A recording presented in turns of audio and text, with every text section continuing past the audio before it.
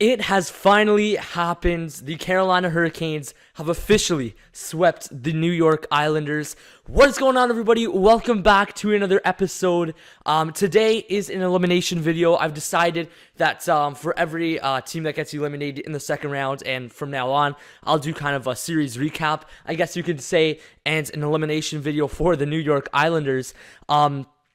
This was a fantastic series despite it being a sweep. Relatively, I thought it was close, even the 5-2 games that did occur at the end. It was all pretty close. We're going to take you through all the games, through my key players through the series, through the players that led their teams and points, and there's actually a couple surprises as well. If you guys are new to the channel, make sure to hit the like button down below and comment what you guys thought of this series. I was looking forward to this, and I'm looking forward to seeing how the Hurricanes fare against the Blue Jackets or the Bruins in the conference finals. So now, without further ado, let's get into the episode. Let's start with the point leaders for both teams, and the Hurricanes were actually led by Teuvo Teravainen. He didn't show up much in the first round against the Capitals, but in this series, he had a total of 5 points. He was on fire for pretty much the last 2 games, especially 2 points in each. So Teuvo had a fantastic series playing on the top line. The Islanders, they were led by Devon Toews, a defenseman who's not even one of their big-name defensemen, if they even have a big-name defenseman.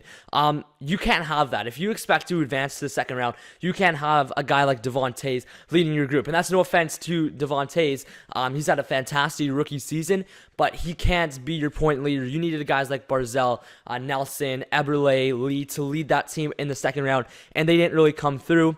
Let's start with Game 1. I wasn't actually able to watch Game 1. I was away, but I got to watch a couple of the highlights and the first period, and the Islanders controlled the game for most of the first period. And I think that period was kind of a momentum changer for the whole series. The Hurricanes were able to stick with the Islanders, and they were able to obviously pick up the victory, but they were definitely getting outplayed for the first period anyway, and they were able to stick with them, keep it 0-0, and then obviously they got the 2-1 lead. And after that game, it was kind of, the Hurricanes just kind of took over.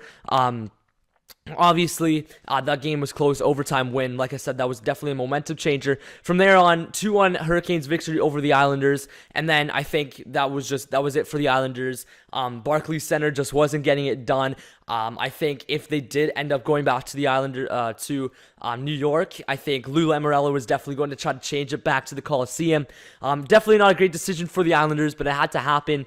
So then they went to Carolina, and the Hurricanes were undefeated going back to Carolina, and they stayed that way for the rest of the series, picking up 2 5-2 victories, pretty demanding on the scoreboard, and then the rest was obviously history. So Hurricanes, like I said in the first round, when they advance, when they make the playoffs, they usually make the best of it. The last 4 years they've made the playoffs, they have at least made the conference final. That does not change this year, so this team's obviously a scary team advancing as well, and I think going into the playoffs, obviously as a wild card, they were going as underdogs. But there's something to say that, especially at the start, first round, wild card teams are battling all the way through. They have to play their best hockey pretty much at the end of the year to make the playoffs, and I think that definitely carries over. It definitely carried over this year with all the wild card teams winning, but it usually carries over to the playoffs, and that's why I think there's more upsets, we could say, than in most other sports.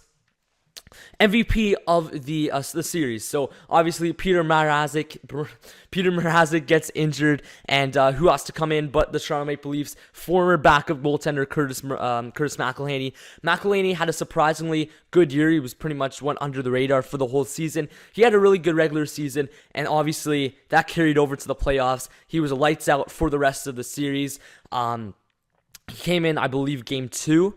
He came in Game 2, I think. Yeah, he did. He came in, or Game 3, I can't remember. One of the two, he came in and he shut the door for sure. Obviously, I could have given it to Teuvo Teravainen, but I decided, or another player from the Hurricanes, but I decided I had to go with McElhinney, because if he doesn't shut the door, if he's a backup like, say, Garrett Sparks, say the Hurricanes got Garrett Sparks and said, I think the Islanders make their way back in the series, and I think that finishes off the Hurricanes. I don't think, obviously, McElhinney is a pretty good backup. So I think McElhinney was a difference maker in the last 2 games, and the Leafs, I'm sure, are wishing they kept him. I had to throw a little jab at Toronto there. But anyways, this was a fantastic series. I'm super excited to see how the Hurricanes fare in the conference finals and see how far they can actually make it. My money, I think I still wouldn't put it on Carolina despite them defeating all the odds so far. But, anything can happen in the Stanley Cup playoffs. I hope you guys all enjoyed the episode. Again, make sure to leave a like at the bottom of the screen. And until next time, guys, we'll see you in the next episode.